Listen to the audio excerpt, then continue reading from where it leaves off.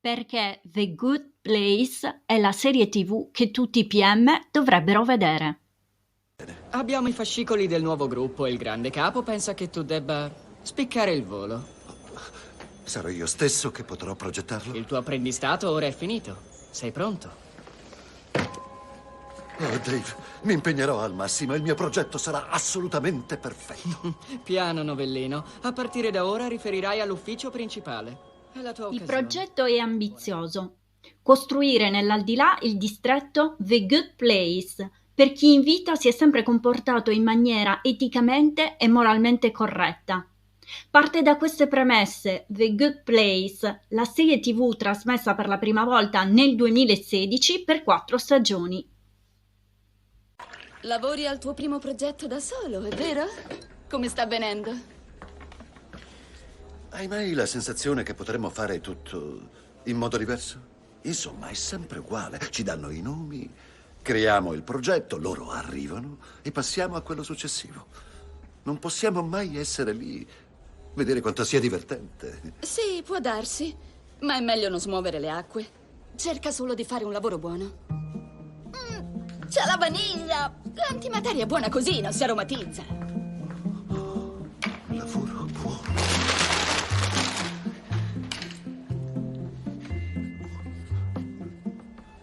La parte buona, un progetto innovativo. In ogni episodio di circa 20 minuti si raccontano le vicende di Eleanor e dei suoi compagni di sventura, Chidi, Tahani e Jason. I 4 si ritrovano nella parte buona, The Good Place appunto, dopo la morte, accolti da Michael, l'architetto autore del progetto di questo paradiso, e supportati in tutte le esigenze da Janet, donna robotica super intelligente. Ciao a tutti e benvenuti al vostro primo giorno nell'aldilà. Siete state, in poche parole, brave persone. Ma come sappiamo che lo siete state? Cosa ce lo dice? Durante la vita sulla Terra, ogni vostra azione ha ricevuto un punteggio positivo o un punteggio negativo, a seconda di quanto bene o male quell'azione ha messo nell'universo. Ad ogni sandwich che avete mangiato, ad ogni rivista che avete acquistato, ad ogni singola cosa che avete fatto, è seguito un effetto che si è propagato nel tempo per creare alla fine una quantità di bene o di male. Sapete le persone che se c'è traffico vanno in corsia d'emergenza e dicono a loro stesse: ah, chi se ne frega, tanto non mi guardano? Noi guardavamo. Sorpresa! Comunque, quando il vostro tempo termina, noi calcoliamo il valore totale della vostra vita usando un accuratissimo sistema di misurazione. Solo le persone con un punteggio molto alto, la crema della crema, arrivano qui, nella parte buona. Come sono finiti gli altri, vi chiedete? Non preoccupatevene. Ciò che conta è che siete qui perché avete vissuto una delle vite migliori che si potessero vivere. E non siete da soli. La vostra vera anima gemella è qui con voi. È così, l'anima gemella esiste. Uno degli altri abitanti del vostro distretto è la vostra anima gemella, con la quale starete insieme per l'eternità. Benvenuti nella felicità sempiterna. Benvenuti nella parte buona.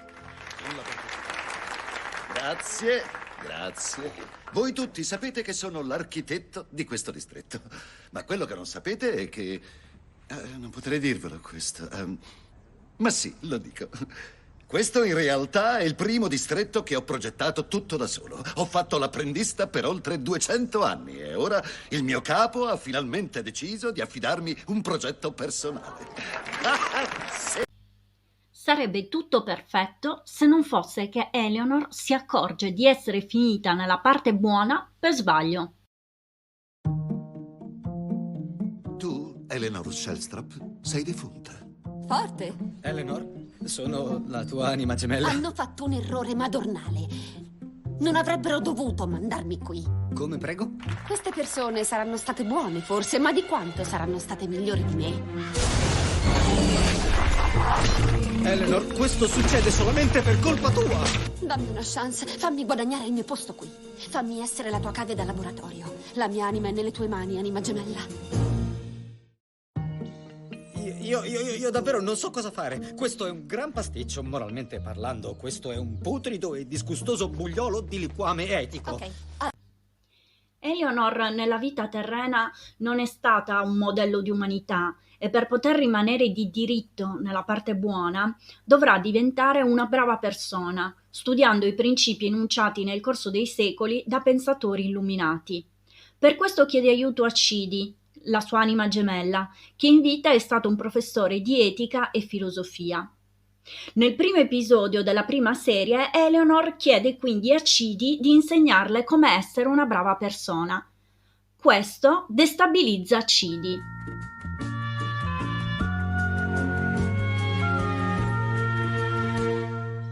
Ok, sembra che tutto sia a posto. Adesso è l'ora che tu mi renda buona, partner. Come si procede? C'è una pillola da ingoiare o qualcosa da svapare? Dove hai preso quella lavagna? È la parte buona, puoi avere quello che vuoi in ogni momento. E hai scelto una lavagna? Che cosa leggi? La metafisica dei costumi di Immanuel Kant è un trattato sulle precondizioni per una mente recettiva al dovere. Un libro sulla rettitudine. Oh, fantastico! Hai deciso di aiutarmi? Non lo so, ho molte domande al riguardo. È forse un imperativo categorico aiutarti? Non avrei doveri più importanti verso la mia comunità? Stai prendendo il posto di qualcuno che meriterebbe di essere qui? A proposito di questo, in tutta sincerità, penso di trovarmi qui per sbaglio. Michael mi ha chiamata Eleanor Shellstrop. Era giusto il nome, si è soltanto sbagliato sulla valutazione delle qualità che ho. Ti prego, aiutami, amico, ti giuro che non ti Nella deluderò. sesta puntata della seconda stagione si fa ricorso alla dottrina del doppio effetto di Tommaso d'Aquino quando i protagonisti si trovano a dover affrontare un esperimento mentale di filosofia etica, denominato il dilemma del carrello ferroviario. Questa è una giornata emozionante. Oggi affronteremo il dilemma del tram. Un gioco bello! Comincio io, voglio il blu! No, si tratta di un esperimento psicologico, introdotto per la prima volta dalla filosofa britannica Philippa Foot nel 1967. State guidando un tram quando si rompono i freni e sui binari davanti a voi ci sono 5 operai che stanno per essere investiti. Però potete mandare il tram su un altro binario, ma anche lì c'è qualcuno, anche se è una persona e non 5. Che cosa decidete di fare? Sappiamo qualcosa delle persone? Tipo uno di loro è un ex fidanzato? O la grassona della farmacia che ogni volta giudica in silenzio i miei Se acquisti? decidiamo di scambiare i binari, condanneremo alla morte una persona. Se invece ci rifiutiamo, saranno 5 le persone a essere condannate a una fine orribile e dolorosa. Dobbiamo quindi sacrificare una persona per salvarne 5, seguendo il principio filosofico dell'utilitarismo, secondo cui la decisione morale corretta è quella che massimizza il benessere per il maggior numero di persone? Oppure ci atteniamo a un codice morale che ci impedisce di fare una scelta che implica di causare la morte di qualcuno?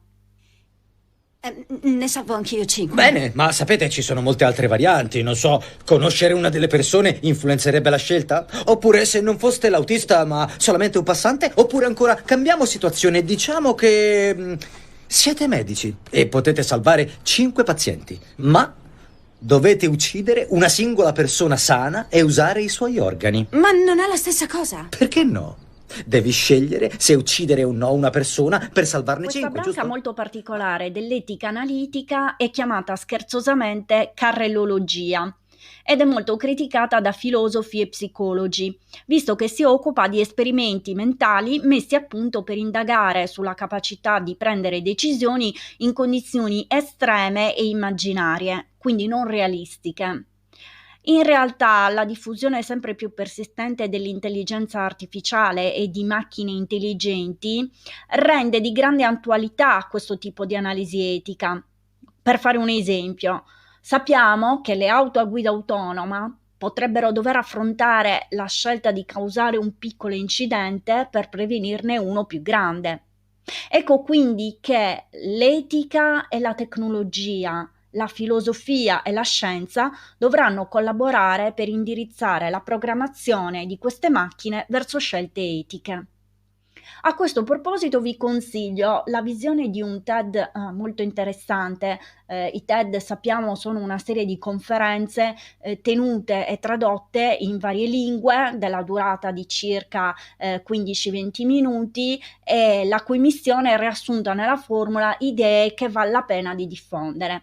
Bene, c'è un TED di Eleanor Nielsen dal titolo "Sacrificheresti una persona per salvarne 5?", il cui tema è proprio il dilemma del tram.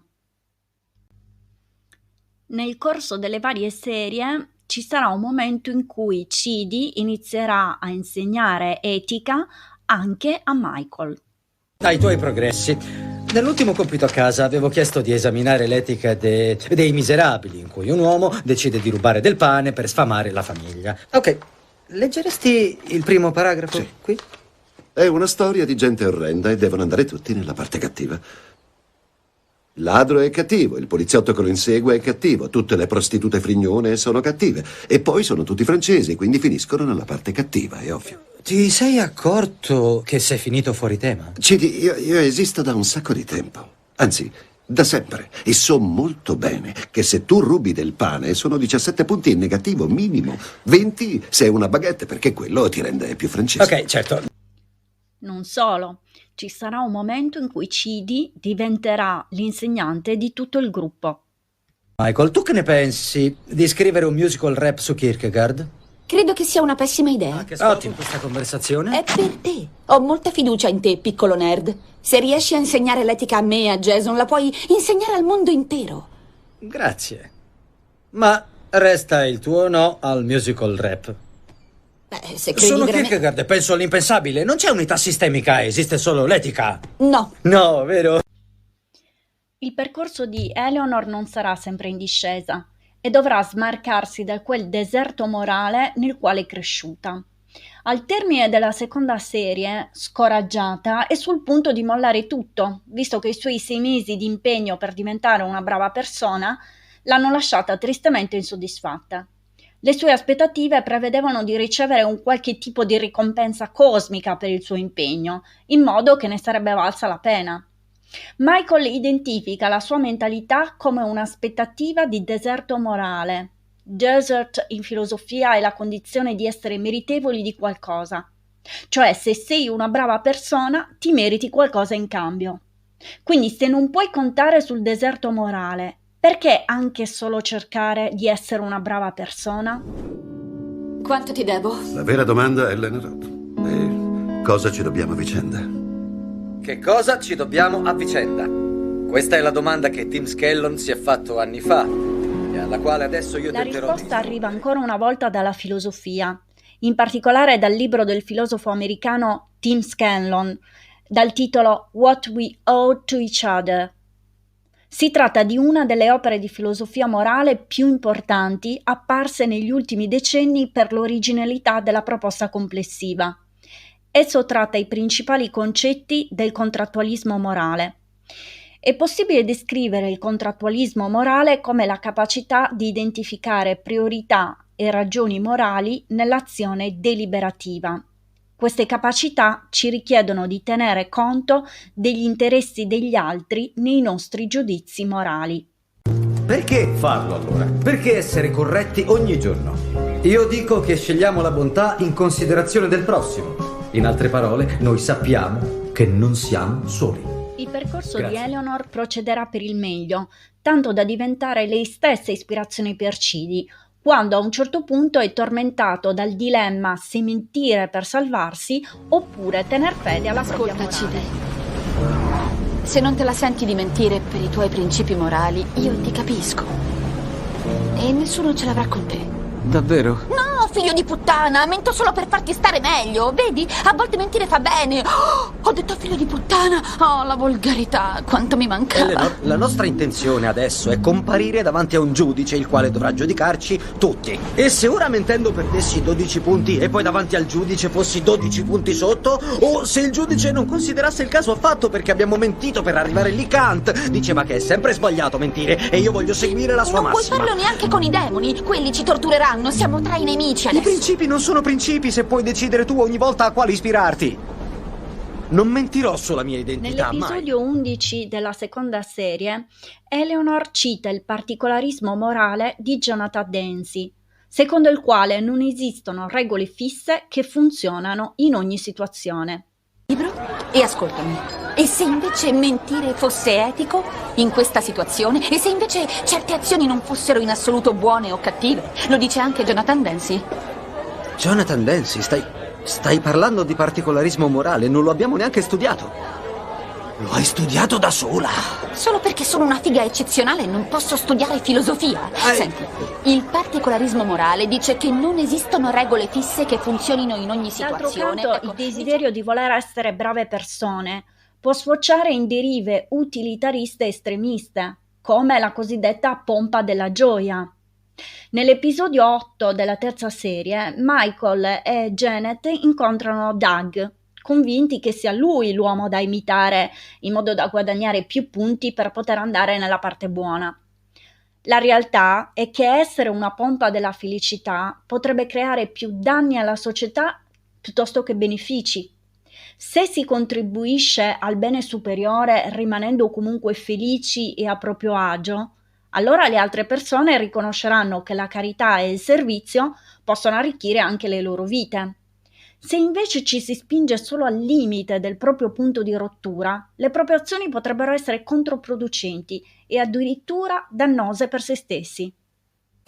Vuoi imparare e io ti insegnerò qualcosa. Ti insegnerò il significato della vita. Allora che ne pensi? Negli ultimi 2500 anni i filosofi occidentali hanno elaborato 3 teorie principali su come vivere una vita etica. Prima di tutte, la virtù etica aristotelica. Aristotele sosteneva che ci fossero alcune virtù della mente e del carattere, come il coraggio o la generosità, e che si dovesse sviluppare la propria essenza secondo queste virtù. Il regalo sarà anonimo. La seconda è il conseguenzialismo. Il fondamento per giudicare se un'azione è giusta o sbagliata deriva dalle conseguenze di quella stessa azione, quanto è stata utile o positiva rispetto a quanto male o sofferenza ha causato. E infine c'è la deontologia, la scuola di pensiero per cui ci sono regole e doveri a cui in una società che funziona tutti devono attenersi. Essere etici significa identificare e obbedire a quei doveri seguendo Nell'ultimo quelle regole. episodio della terza serie, Chidi deve prendere una lacerante decisione e per farlo si affida alla teoria dell'identità di John Locke. Nel capitolo 27 del Trattato sull'intelletto umano, il filosofo inglese descrive una teoria dell'identità personale basata sulla memoria. La riflessione di Locke prende avvio dalla presa di consapevolezza che ciò che caratterizza il genere umano è la sostanza pensante, o usando termini più attuali, che l'essere umano è tale per i suoi stati mentali, cioè per i suoi pensieri. Dato che la coscienza è coscienza di esperienze diverse, l'identità personale dipende dalla memoria, che permette di ricordarci tutte le esperienze passate unificandole e facendo sì che ciascuno di noi possa riconoscerle come proprie. Semplificando, John Locke credeva che l'identità personale si basasse su una coscienza continua, cioè i ricordi. Per la maggior parte di noi questo sembra logico. Cresciamo in noi stessi come individui, imparando e cambiando in base alle esperienze passate. Per Eleanor, Chidi, Jason e Tani, tuttavia, non è così semplice. Nel corso di centinaia di riavvii hanno letto libri, si sono innamorati, hanno commesso errori, vissuto avventure di cui non hanno memoria. The Good Place è una serie da vedere, è divertente, sofisticata, culturalmente stimolante, si impara sempre qualcosa, in ogni episodio, si riflette, si raccolgono input da approfondire, si scoprono autori di libri che solo gli addetti ai lavori conoscono. È evasione allo stato puro e sappiamo bene quanto sia importante il relax, soprattutto in periodi di super lavoro per rigenerare la mente. E ha spunti di riflessione sull'etica in ogni episodio, sulle dinamiche di gruppo, di sviluppo e crescita di un team. È la serie che tutti i project manager dovrebbero vedere.